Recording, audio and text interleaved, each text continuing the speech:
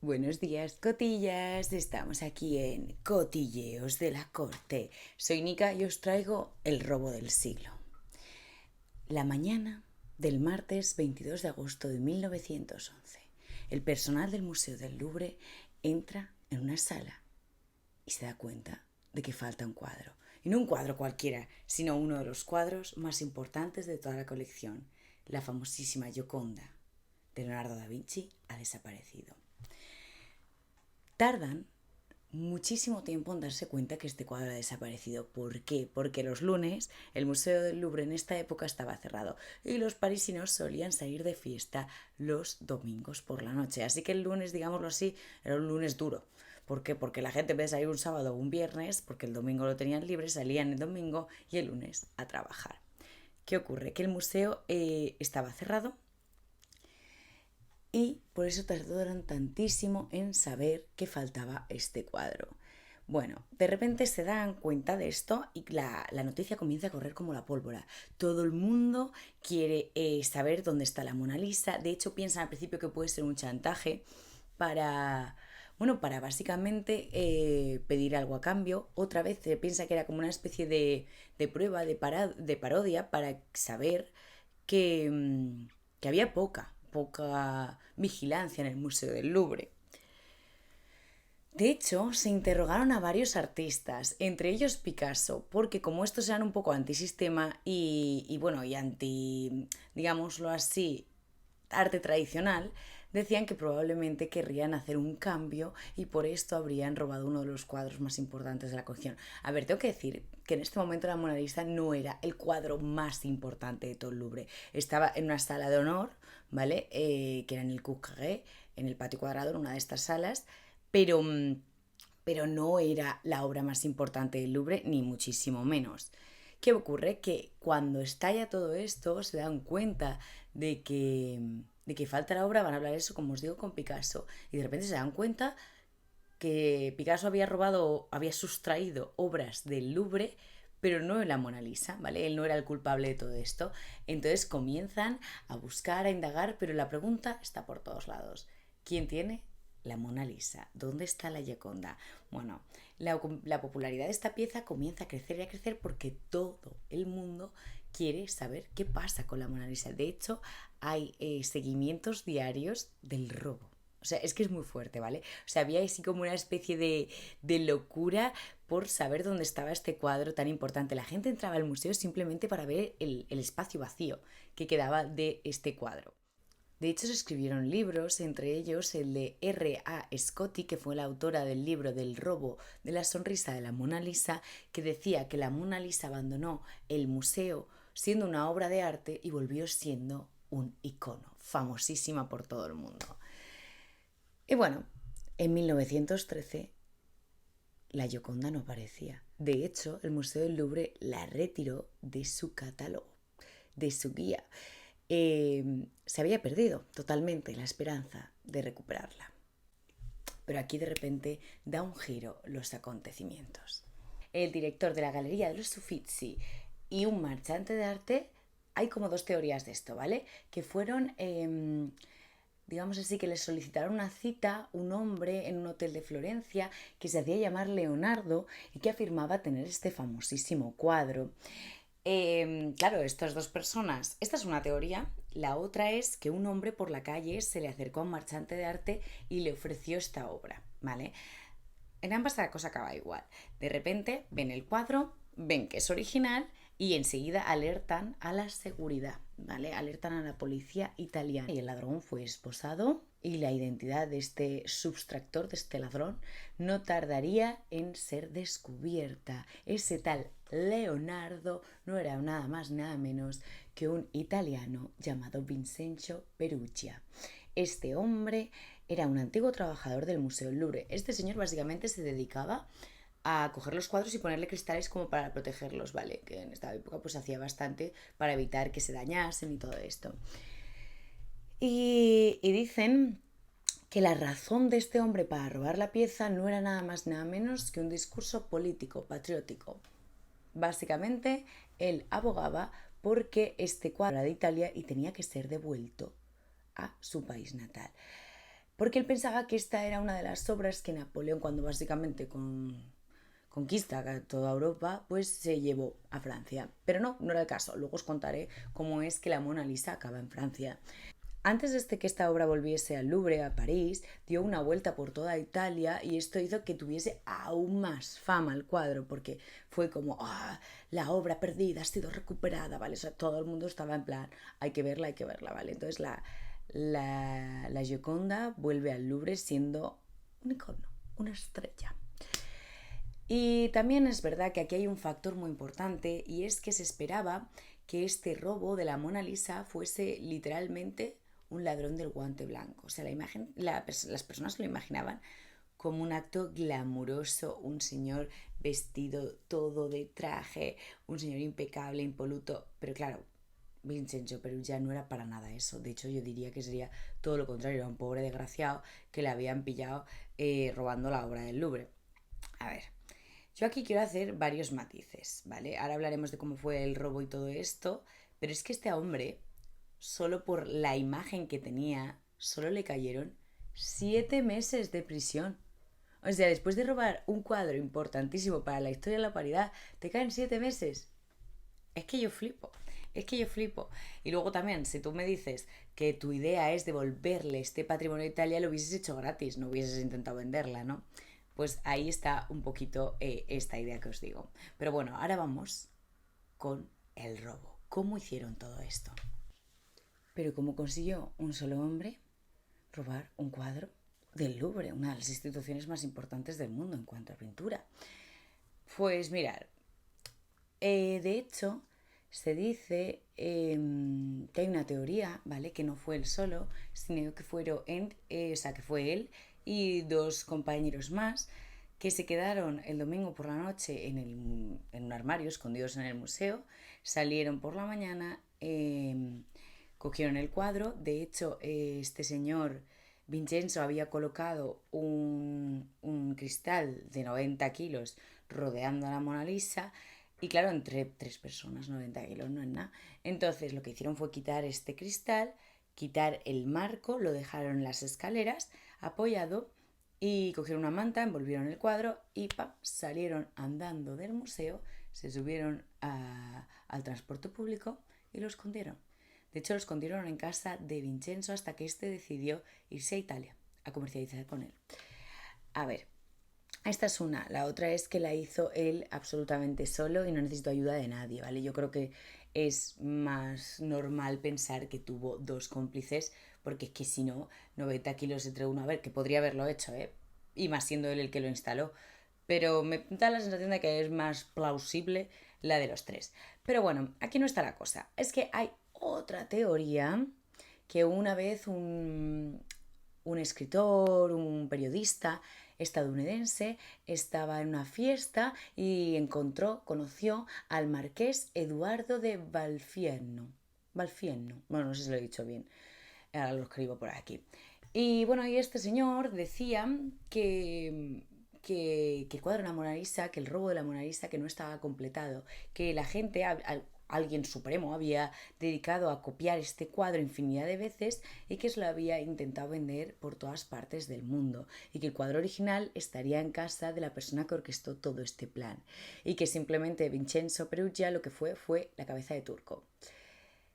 Es que esto podría ser, o sea, yo esto cuando lo leí dije, ostras, es que sería como la mejor forma de ocultar todo esto, ¿no?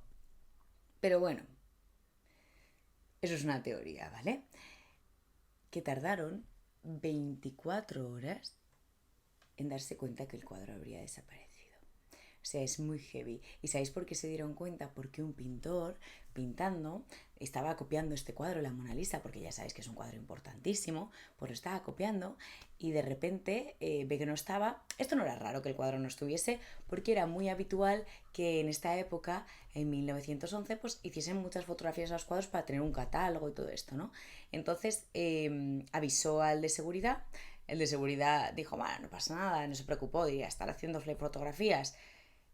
Fueron al estudio de fotografía y no estaba el cuadro. Y gracias a este pintor que se dan cuenta que el cuadro no está, que había desaparecido. Alertan a las autoridades, se hace eco en la prensa mundial y el resto es historia. Acabando con todo esto del robo, vamos ahora con quién es la famosa mujer de este cuadro, porque yo creo que esto es algo que siempre ha suscitado mucho interés, mucha curiosidad, y es que como no se tiene documentación al respecto hay muchas teorías. Bueno, la más aclamada es que es Lisa Gerandini, la esposa del notable florentino Francesco di Bartolomeo di Zandi del Giocondo. Esto es una hipótesis formulada en el siglo XVI, pero es un misterio, porque mirad, es que hay gente que dice que es la madre, que es Catalina, la madre de Leonardo, que se parecía mucho a él, o incluso abogan de que probablemente sea él en su versión femenina. Vale, porque así como un poco trasvestido tal, pero sí que es verdad que este icono, esta Gioconda, ha sido copiada, este estilo de belleza, este canon de belleza, por todos los pintores italianos, ¿vale? Y tengo que deciros que os pondré aquí también una foto de muchos cuadros que hizo Leonardo, entre los que ellos estaba su aprendiz, pero que también era modelo, ¿vale? Mirar este modelo y mirar a la Mona Lisa, o sea, es que se parecen demasiado, ¿vale? Sí que es verdad que también se parecen al propio Leonardo, pero se dice que él tenía un lío con su aprendiz porque él era abiertamente gay, era homosexual. Entonces decían que él era muy mayor, que el aprendiz era joven, que tuvo ahí un lío con él y que la cosa salió mal, pero yo creo que se repite siempre el mismo tipo de patrón, el mismo tipo de modelo, aunque, y puede ser que sea simplemente porque el modelo se parecía y lo utilizaba tanto para hombre como para mujer, pero también se dice que cuando uno pinta, siempre pinta parte de sí mismo, o sea, en todas las obras de alguien se ve un poquito reflejado su personalidad, su carácter, incluso su forma física. O sea que esto puede ser que haya migrado directamente a la obra de Leonardo. Es que tarda 4 años en pintar este cuadro y según Vasari, este historiador, bueno, que generaciones después lo sigue retocando, lo sigue pintando. O sea, se lo trajo a Francia los 3 últimos años de su vida, porque él muere en 1519 y se lo trae junto con 2 obras más. ¿Por qué? Porque él siempre viajaba con estas obras. O sea, era como que tenía una obsesión. De hecho, en la de Santa Ana, que viajó con ella un montón de tiempo también, que también acabó en Francia porque él murió allí. Estuvo 15 años retocándola, 15 años pintándola. Y la otra es San Juan Bautista. Creo que sí. Y el modelo de San Juan Bautista es la que os decía que se parece muchísimo a la Gioconda. O sea, yo ahora es que os pongo las imágenes y juzgar vosotros, porque es que yo veo que se parecen muchísimo. Pero bueno, esto cada uno a su gusto y criterio. Yo creo que esto a todo el mundo que ha ido al Louvre la ha sorprendido, sinceramente. Porque, porque la Mona Lisa es pequeña.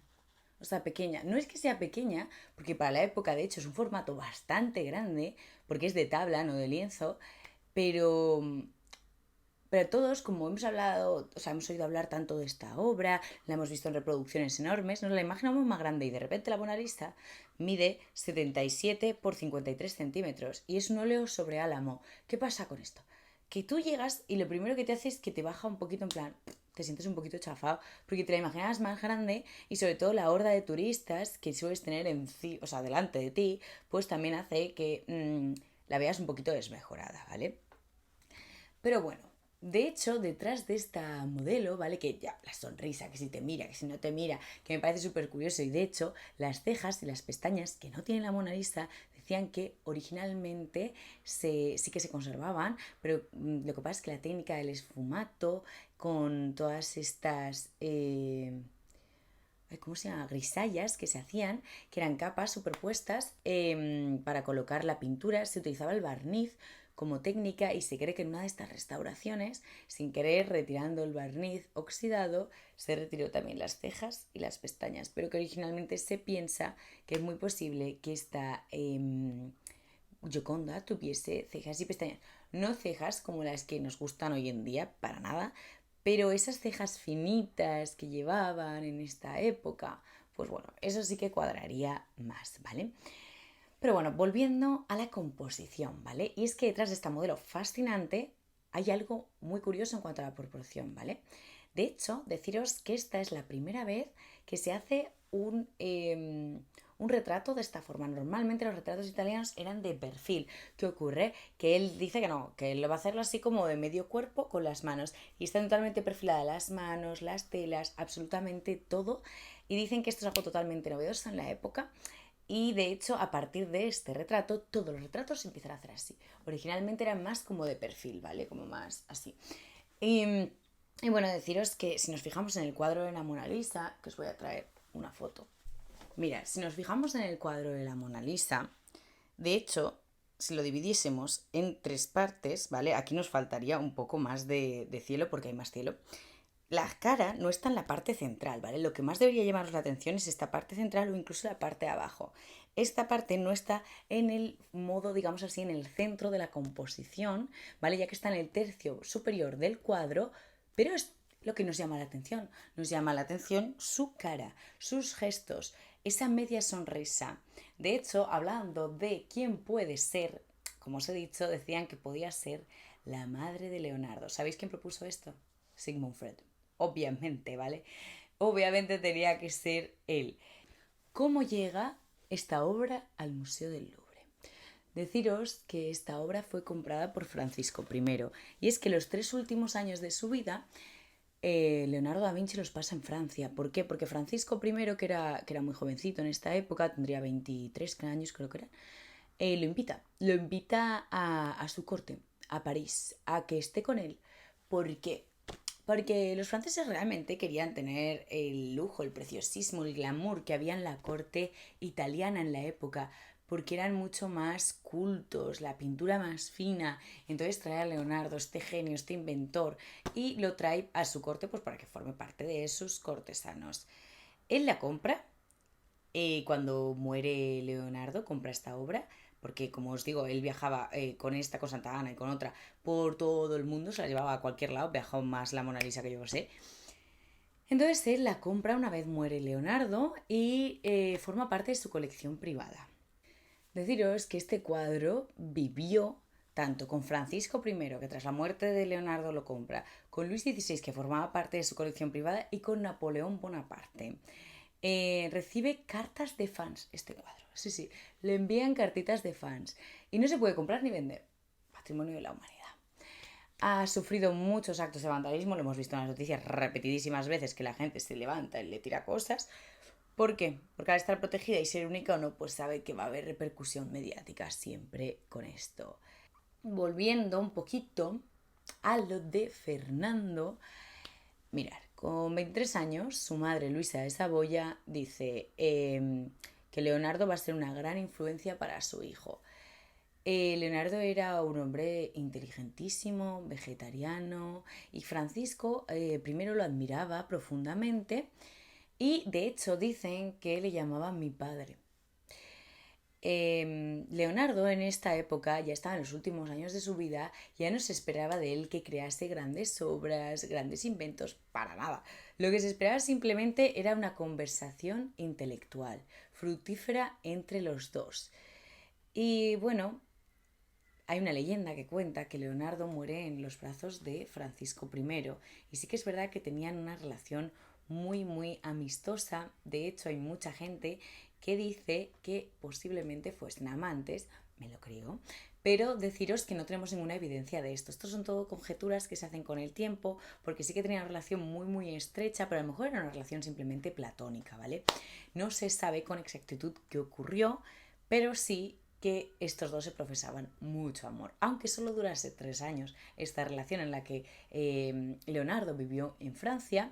Dicen que fue una relación que inspiró mucho a Francisco I como mecenas y que le marcó para el resto de sus días. Simplemente era una relación intelectual platónica de intercambios culturales, pero se dicen que es muy posible que ambos, pues, ¿me entendéis? Deciros que también se comentaba por ahí que los dos estaban enterrados en el mismo sitio. No es cierto, ¿vale? Leonardo está enterrado en la capilla de Saint-Hubert y Francisco I en la Basílica de Saint-Denis, como todos los reyes de Francia. Pero bueno, esto se ha dicho durante mucho tiempo para recalcar la amistad que había entre estos dos, ¿vale? Cosas que se dicen de Leonardo. Leonardo era un poquito vago, ¿vale? Nunca se separaba de estos cuadros que os he dicho y gracias a esto, que murió en Francia, que hoy Francia conserva tantísima obra de Leonardo da Vinci, porque literal conserva un tercio de la producción de su obra. Entonces es algo muy curioso porque este hombre no fue muy prolífico, pero todos los cuadros que hizo fueron auténticas joyas. Y bueno, chicos, chicas, hasta aquí mi cotilleo de la corte de esta semana. Decidme qué os ha parecido, porque a mí me parece maravillosa esta historia, cómo la llevan a cabo, cómo se orquesta todo este robo. Y decirme si realmente pensáis que fue solo Vincenzo Perugia o realmente hay algo detrás y el cuadro que vemos y admiramos todos en el Louvre es falso, es una copia, una muy buena copia, pero una copia. Me parece muy fuerte, me parece muy muy fuerte, pero bueno, chicos, chicas, hasta aquí el tema, espero que os haya gustado, darnos like, suscribirnos, comentar, decirnos qué os parece, si realmente pensáis que Leonardo era homosexual, no, si tuvo una relación con Francisco I, no, si era la Gioconda la madre, la Lisa Girandini, lo que sea, porque si fuese la Girandini, la esposa esta, él tendría que haber dado el cuadro. Pero bueno, deciros que también en parte huye de Italia porque la gente estaba a las narices porque era muy mal retratista, en el sentido de la gente le pagaba, le pedía el cuadro, este se aburría, no quería pintar el cuadro, al final la gente se enfadaba con él, ya no querían encargarle más obras y por eso en parte se va a Francia para que un rey le pague sus últimos años de vida, le hospede, le trate bien y así el final de sus días. ¿Qué os parece? Darnos la opinión y hasta la próxima, cotillas. Muchas gracias por vernos. Adiós.